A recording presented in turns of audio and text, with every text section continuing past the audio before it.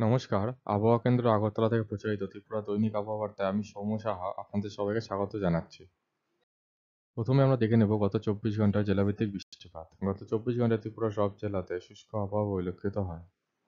গত ২৪ ঘন্টার তাপমাত্রা দৃশ্যপট। উপলব্ধ তথ্য অনুসারে গতকালের সর্বোচ্চ তাপমাত্রা ত্রিপুরার খোয়াই, ধলাই, ঊনকোটি ও উত্তর জেলায় স্বাভাবিকের কাছাকাছি এবং বাকি সব জেলায় স্বাভাবিকের চেয়ে কম ছিল। গতকালের সর্বোচ্চ তাপমাত্রা রেকর্ড করা হয়েছে ৩২.২ ডিগ্রি সেন্টিগ্রেড কৈলাস শহরে। উপলব্ধ তথ্য অনুসারে আজ সকালে সর্বনিম্ন তাপমাত্রা ত্রিপুরার ঊনকোটি ও দক্ষিণ জেলাতে স্বাভাবিকের চেয়ে কম এবং বাকি সব জেলায় স্বাভাবিকের কাছাকাছি ছিল।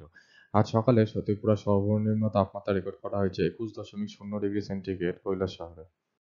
আগামী ২৪ ঘন্টার জন্য আবহাওয়ার আভাস। বৃষ্টিপাত। আগামী ২৪ ঘন্টায় ত্রিপুরার কিছু কিছু জায়গায় বৃষ্টিপাতের সম্ভাবনা রয়েছে।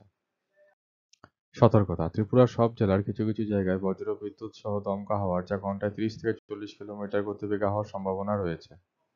আগামী ২৪ ঘন্টার জন্য তাপমাত্রার আভাস। সর্বোচ্চ তাপমাত্রা ৩৪ থেকে ৩৭ ডিগ্রি সেন্টিগ্রেডের মধ্যে যা স্বাভাবিক বা তার থেকে বেশি এবং সর্বনিম্ন তাপমাত্রা ২২ থেকে ২৫ ডিগ্রি সেন্টিগ্রেডের মধ্যে যা স্বাভাবিক বা তার থেকে বেশি থাকার সম্ভাবনা রয়েছে।